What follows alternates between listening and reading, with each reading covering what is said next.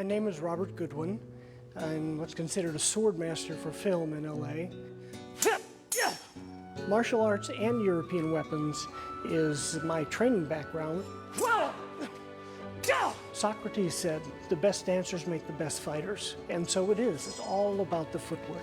Different sports, again, give you the attributes that you need to be able to learn to fight. And those attributes are, how do you carry yourself? How do you walk? How do you move? How's the timing of the weapon that you're using? The people I've worked with are good actors, and so they know how to tell the story, and they know the importance of telling the story physically as well as with the dialogue. Most people don't realize in a fight scene there's an arc to the fight, there's a beginning, a middle, and an end, there's a story being told, and that's what's important. How does the character tell that story physically? You're ready then? Whether I am or not, you've been more than fair. To begin with, we have to pay homage to Mr. Bob Anderson, the sword master for the film. This gentleman's done a lot of wonderful films, but he gave everybody a wonderfully exciting fight. One that was a combination of some classic technique and Hollywood flash, shall we say. You seem a decent fellow. I hate to kill you. You seem a decent fellow. I hate to die. We went to England and worked with Bob Anderson, who is the British Olympian fencer. And you couldn't say I'm tired because he's in his 70s and he was amazing. It's said in the very first line, the world's greatest sword fighter. Well, I better get there. Mandy stabbed me in the leg at one point.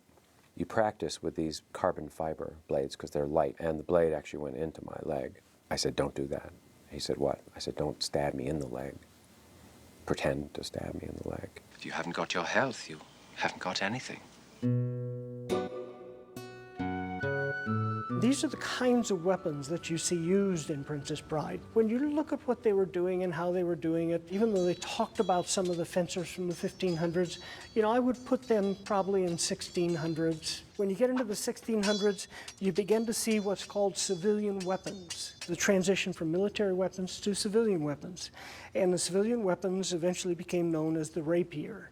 These weapons in general, different styles of them, were the styles that you saw in Princess Brides. You saw elaborate piercing along all of the metal work and, you know, just hand engraved, and you could, you know, just see it. It's like he said. I've never seen its equal. Wesley was using something closer to this, if I remember right. It's called sometimes a swept hilt. This portion, the hilt portion of the weapon, may have been handed down for 3-4 generations in your family. The blade in it is excellent. They have to be tempered, and tempering is what allows them to bend and then snap back. Okay? Because if they're too stiff, what happens is they break. One of the ways you tested if you visited a sword maker in 1650s is walk up to a wall, put the blade on the wall, and see how far it would bend. If it didn't straighten, it means it was a poorly made blade and you didn't want it. You have to remember, it wouldn't serve you in a duel, because that's what these weapons were for. They were for dueling. A duel is imposing your will on someone. It's not just flapping a sword around. And duels are fought for many reasons, and they're fought to different ends. Is it fought to first blood? Is it fought to the death? To the death. No. To the pain. I don't think I'm quite familiar with that phrase. Different intentions involved.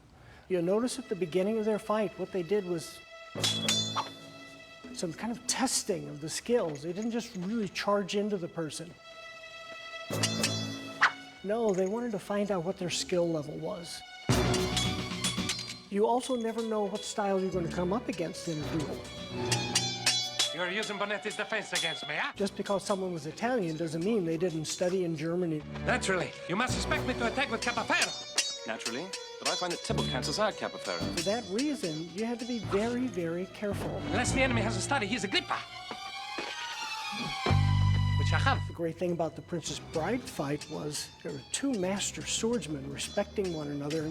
What did he say at the end? I would soon destroy a stained glass window as an artist like yourself. There's no way he was going to kill him. He's respected him too much. However, since I can't have you following me either.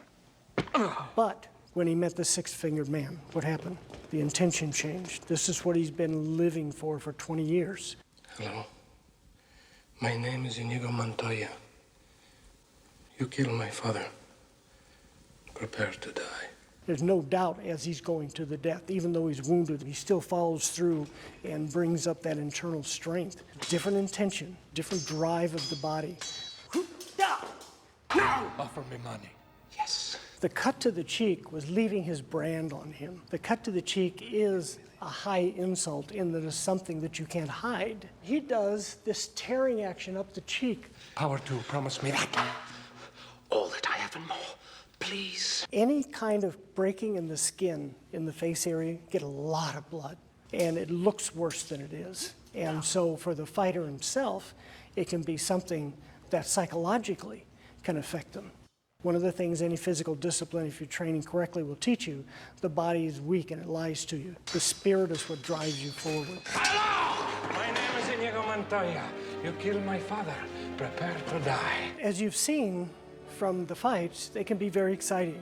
They can be dangerous if you're not safe with what you're doing. So it's very important that you find a qualified instructor.